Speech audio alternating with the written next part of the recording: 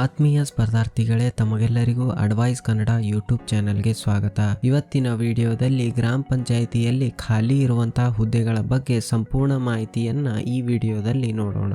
ನೀವು ಇನ್ನೂ ನಮ್ಮ ಯೂಟ್ಯೂಬ್ ಚಾನೆಲ್ಗೆ ಸಬ್ಸ್ಕ್ರೈಬ್ ಆಗಿಲ್ಲ ಅಂದ್ರೆ ವಿಡಿಯೋ ಕೆಳಗಡೆ ಕಾಣುವಂತ ರೆಡ್ ಕಲರ್ ಸಬ್ಸ್ಕ್ರೈಬ್ ಬಟನ್ ಅನ್ನ ಕ್ಲಿಕ್ ಮಾಡಿ. ಹಾಗೆ ಬೆಲ್ ಐಕಾನ್ ಪ್ರೆಸ್ ಮಾಡೋದ್ರಿಂದ ನಾವು ಯಾವುದೇ ರೀತಿಯ ಹೊಸ ವಿಡಿಯೋ ಅಪ್ಲೋಡ್ ಮಾಡಿದ್ರೆ ನಿಮಗೆ ನೋಟಿಫಿಕೇಶನ್ ಬರುತ್ತೆ. ಹಾಗೆ ನೀವು ಇನ್ನೂವರೆಗೆ ವಿಡಿಯೋ ಲೈಕ್ ಮಾಡಿಲ್ಲ ಅಂದ್ರೆ ವಿಡಿಯೋ ಲೈಕ್ ಮಾಡಿ. ಸೊ ಬನ್ನಿ ವಿಷಯದ ಬಗ್ಗೆ ಮಾತಾಡೋಣ.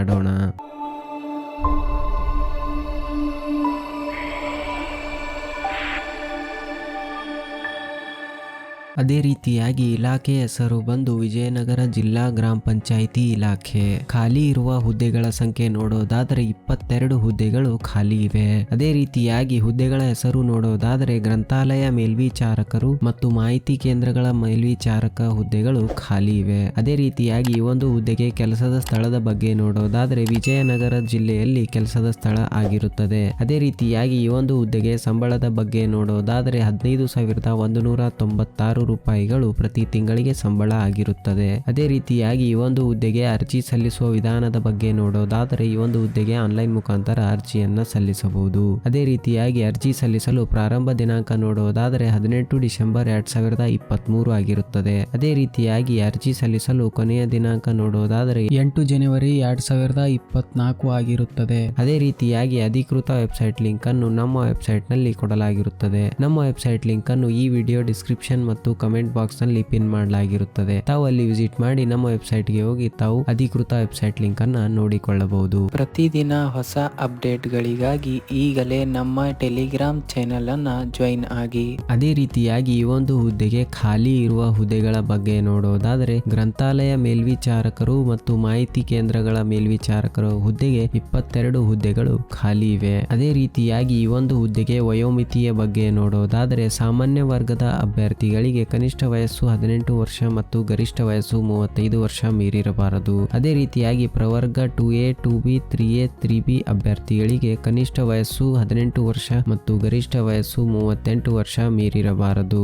SC ST ಪ್ರವರ್ಗ 1 ಅಭ್ಯರ್ಥಿಗಳಿಗೆ ಕನಿಷ್ಠ ವಯಸ್ಸು 18 ವರ್ಷ ಮತ್ತು ಗರಿಷ್ಠ ವಯಸ್ಸು 40 ವರ್ಷ ಮೀರಿರಬಾರದು. ಅದೇ ರೀತಿಯಾಗಿ ಈ ಒಂದು ಹುದ್ದೆಗೆ ವಯೋಮಿತಿಯ ಸಡಿಲಿಕೆ ಬಗ್ಗೆ ನೋಡೋದಾದರೆ ಪ್ರವರ್ಗ 2A 2B 3A 3B ಅಭ್ಯರ್ಥಿಗಳಿಗೆ 3 ವರ್ಷ, SC ST ಪ್ರವರ್ಗ 1 ಅಭ್ಯರ್ಥಿಗಳಿಗೆ 5 ವರ್ಷ ವಯೋಮಿತಿಯ ಸಡಿಲಿಕೆ ಇರುತ್ತದೆ. ಅದೇ ರೀತಿಯಾಗಿ ಈ ಒಂದು ಹುದ್ದೆಗೆ ವಿದ್ಯಾ ಅರ್ಹತೆಯ ಬಗ್ಗೆ ನೋಡೋದಾದರೆ ಗ್ರಂಥಾಲಯ ಮೇಲ್ವಿಚಾರಕರು ಮತ್ತು ಮಾಹಿತಿ ಕೇಂದ್ರಗಳ ಮೇಲ್ವಿಚಾರಕ ಹುದ್ದೆಗೆ ದ್ವಿತೀಯ PUC ಪರೀಕ್ಷೆಯಲ್ಲಿ ಪಾಸ್ ಆಗಿರಬೇಕು. ಅದೇ ರೀತಿಯಾಗಿ certification course in library science ನಲ್ಲಿ ಪ್ರಮಾಣ ಪತ್ರ ಪಡೆದಿರಬೇಕು ಹಾಗೂ ಕನಿಷ್ಠ 3 ತಿಂಗಳು ಕಂಪ್ಯೂಟರ್ ಕೋರ್ಸ್ ನಲ್ಲಿ ಪೂರ್ಣಗೊಳಿಸಿರಬೇಕು. ಅದೇ ರೀತಿಯಾಗಿ ಈ ಒಂದು ಹುದ್ದೆಗೆ ಸಂಬಳದ ಬಗ್ಗೆ ನೋಡೋದಾದರೆ ಗ್ರಂಥಾಲಯ ಮೇಲ್ವಿಚಾರಕರು ಮತ್ತು ಮಾಹಿತಿ ಕೇಂದ್ರಗಳ ಮೇಲ್ವಿಚಾರಕ ಹುದ್ದೆಗೆ 15,196 ರೂಪಾಯಿ ಪ್ರತಿ ತಿಂಗಳಿಗೆ ಸಂಬಳ ಆಗಿರುತ್ತದೆ. ಅದೇ ರೀತಿಯಾಗಿ ಈ ಒಂದು ಹುದ್ದೆಗೆ ಅರ್ಜಿ ಶುಲ್ಕದ ಬಗ್ಗೆ ನೋಡೋದಾದರೆ ಈ ಒಂದು ಹುದ್ದೆಗೆ ಯಾವುದೇ ರೀತಿಯ ಅರ್ಜಿ ಶುಲ್ಕ ಇರೋದಿಲ್ಲ.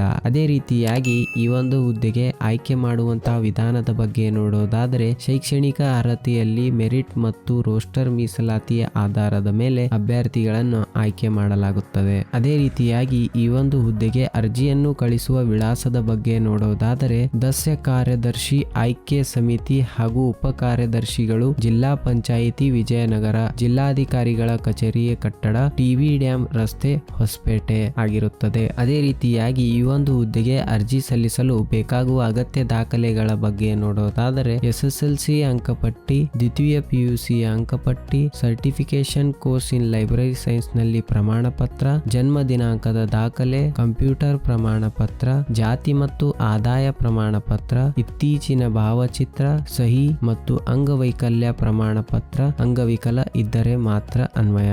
ಅದೇ ರೀತಿಯಾಗಿ ಈ ಒಂದು ಹುದ್ದೆಗೆ ಅರ್ಜಿಯನ್ನು ಸಲ್ಲಿಸುವುದು ಹೇಗೆ ಅನ್ನೋದರ ಬಗ್ಗೆ ಇಲ್ಲಿ 8 ಸ್ಟೆಪ್ಸ್ ಗಳನ್ನ ಕೊಡಲಾಗಿದೆ. ತಾವು ಈ 8 ಸ್ಟೆಪ್ಸ್ ಗಳನ್ನ ಸರಿಯಾದ ರೀತಿಯಲ್ಲಿ ಫಾಲೋ ಮಾಡಿಕೊಂಡು ತಾವು ಈ ಒಂದು ಹುದ್ದೆಗೆ ಅರ್ಜಿಯನ್ನ ಸಲ್ಲಿಸಬಹುದು. ಅದೇ ರೀತಿಯಾಗಿ ಈ ಒಂದು ಹುದ್ದೆಗೆ ಪ್ರಮುಖ ದಿನಾಂಕಗಳ ಬಗ್ಗೆ ನೋಡೋದಾದರೆ ಅರ್ಜಿ ಸಲ್ಲಿಸಲು ಪ್ರಾರಂಭ ದಿನಾಂಕ 18 ಡಿಸೆಂಬರ್ 2023 ಆಗಿರುತ್ತದೆ. ಅದೇ ರೀತಿಯಾಗಿ ಅರ್ಜಿ ಸಲ್ಲಿಸಲು ಕೊನೆಯ ದಿನಾಂಕ 8 ಜನವರಿ 2024 ಆಗಿರುತ್ತದೆ. ಅದೇ ರೀತಿಯಾಗಿ ಕೊನೆಯದಾಗಿ ನೋಡೋದಾದರೆ ಪ್ರಮುಖ ಲಿಂಕುಗಳು. ಅಧಿಕೃತ ಅಧಿಸೂಚನೆ ಲಿಂಕ್ಗಾಗಿ ಇಲ್ಲಿ ಕ್ಲಿಕ್ ಮಾಡಿ. ಆನ್ಲೈನ್ ಅರ್ಜಿ ಸಲ್ಲಿಸುವ ಲಿಂಕ್ಗಾಗಿ ಇಲ್ಲಿ ಕ್ಲಿಕ್ ಮಾಡಿ. ಅಧಿಕೃತ ವೆಬ್ಸೈಟ್ ಲಿಂಕ್ಗಾಗಿ ಇಲ್ಲಿ ಕ್ಲಿಕ್ ಮಾಡಿ. ಈ ಒಟ್ಟು ವೆಬ್ಸೈಟ್ಗಳ ಲಿಂಕ್ ಅನ್ನು ನಮ್ಮ ವಿಡಿಯೋ ಡಿಸ್ಕ್ರಿಪ್ಷನ್ ಮತ್ತು ಕಮೆಂಟ್ ಬಾಕ್ಸ್ ನಲ್ಲಿ ಪಿನ್ ಮಾಡಲಾಗಿರುತ್ತದೆ. ತಾವು ಅಲ್ಲಿ ವಿಸಿಟ್ ಮಾಡಿ ನಮ್ಮ ವೆಬ್ಸೈಟ್ಗೆ ಹೋಗಿ ತಾವು ಈ ಒಟ್ಟು ವೆಬ್ಸೈಟ್ಗಳ ಲಿಂಕ್ ಅನ್ನ ನೋಡಿಕೊಳ್ಳಬಹುದು. ಅದೇ ರೀತಿಯಾಗಿ ಅಭ್ಯರ್ಥಿಗಳಿಗೆ ವಿಶೇಷವಾಗಿ ಹೇಳೋದಾದರೆ ಅಭ್ಯರ್ಥಿಗಳು ಈ ಒಂದು ಹುದ್ದೆಗೆ ಅರ್ಜಿ ಸಲ್ಲಿಸುವ ಮುನ್ನ ಸಂಪೂರ್ಣ ಅಧಿಸೂಚನೆ ಓದಿ ಸ್ಪಷ್ಟವಾಗಿ ಅರ್ಥೈಸಿಕೊಂಡು ನಂತರವೇ ಅರ್ಜಿಯನ್ನ ಸಲ್ಲಿಸಬೇಕು.